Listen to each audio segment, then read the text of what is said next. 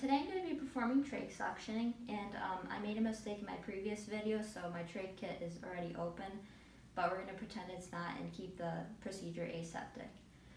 Alright, so I had an order to perform trach suctioning, PRN, so that's what I'm going to be doing today. And I have, so I have to compare everything with the MAR. First I have to ID my patient.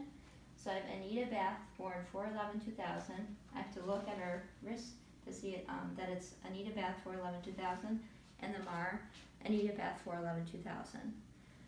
Okay, so the reason I'm performing this procedure today, I would tell my patient, is because I'm going to remove mucus and secretions from the lower respiratory tract that normally can't be relieved by coughing alone. So then before I would begin the procedure, I would look at the breathing, my patient's breathing, for the 5 characteristics. So in this case, rate, rhythm, depth, effort, and noise. So in a patient that's breathing healthily and normal, they're going to have 14 breaths per minute. It's going to be effortless, quiet, and then regular and moderate. So then I'm gonna, but since this patient is not is having suctioning performed, one of those characteristics is going to be different, or they're going to have a breathing sounds that are rock-eye or crackles, or they're going to have a lower oxygen saturation, or they're going to be blue in color, or have orthopnea. So before I begin, I just have to wash my hands and then make sure that the pressures are good on my suctioning. So when you suction, there's either the wall suctioning or the portable suctioning. In the wall suctioning, you have to make sure that the pressure is between 80 and 120 centimeters, whereas portable is going to be between 10 to 15, and so that's what I'm looking at for mine right now. So I'm going to occlude and suction.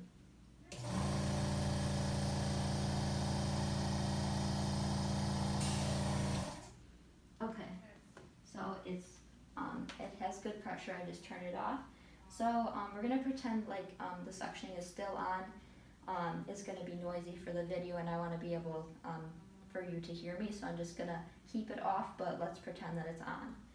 So now I'm going to perform the procedure aseptically by first opening my kit away from me, and I'm going to take out the gloves. Well, there's probably a drape on here first in a kit, so I would put the drape on and then I would take off the gloves.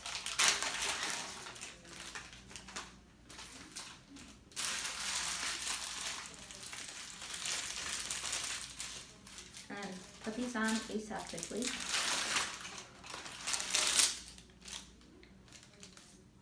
And then using my aseptic method,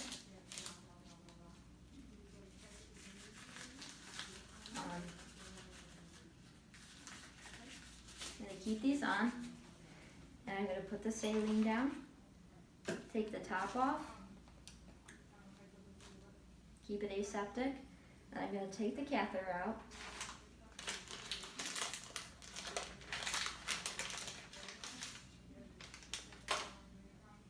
okay, and then I'm going to have this as my non-dominant hand, keep this wrapped around my dominant hand, and then so assuming that the suctioning's on, we're going to first test it. We're going to suck up some saline.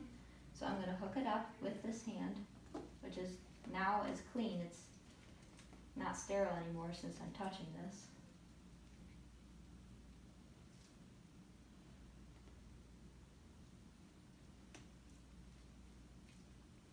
Okay, keep it within reach. And we're going to suck up some saline, and it's on, so it's sucking up right now. Okay, now I'm going to instruct my patient to take 2 to 3 deep breaths before I perform this procedure, and then I'm going to remove the oxygen. Okay, so 2 to 3 breaths, and then I'm going to insert it, and then in 10 seconds, I'm going to insert this aseptically, and I'm gonna pull back when I have resistance, and then I'm gonna, keeping this occluded as I pull out, I'm gonna go like this, and then try not to touch the tip to the area on the trach.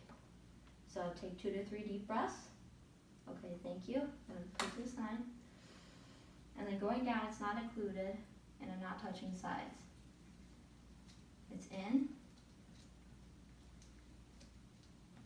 Now it's in, now it's pulled back. Now I'm occluding, and now I'm twisting as I'm pulling like this with my thumb. Okay, great. So it didn't touch the side. And now I'm gonna put it on, tell them to take 2 to 3 deep breaths for me. Gonna assess their breathing, make sure they're okay. Assess the area. Okay, they're doing good. So now I'm gonna suction up a little bit more, clean it out a little bit. And I'm gonna repeat this again, but just since this is the second time, this is the only other time I'm gonna do it. So I'm gonna perform it the same way. So I'm gonna ask my patient to take 2 deep breaths, 2 to 3 deep breaths for me. Remove it, put it in without having my thumb on here. Insert,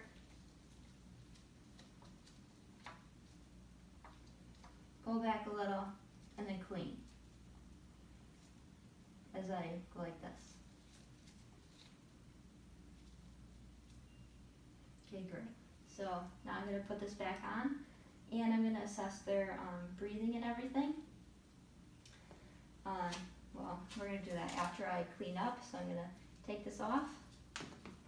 No longer aseptic. I'm going to take my gloves over, throw them out, and I'm going to look at my patient, see that they're okay. And in the beginning of this procedure, I would have raised my patient's bed up and turned and put the side rail down. And now, since it's the end, I'm going to put the side rail back up first, and then put my patient down. Okay, my patient's okay, so then I would clean up my area.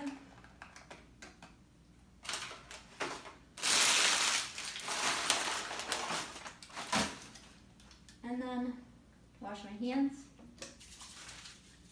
and then turn off my machine. It's off, and then I'm gonna make sure my patient's comfortable and everything's all set. And I'm gonna reassess the breathing. So my patient's breathing is now 14 breaths per minute, which is fine. So it's regular, moderate, effortless, and quiet. And their color is great. Oxygen saturation is in great health, and then no bronchi crackles, and then no orthopnea. Okay, so that's my procedure for trach suction.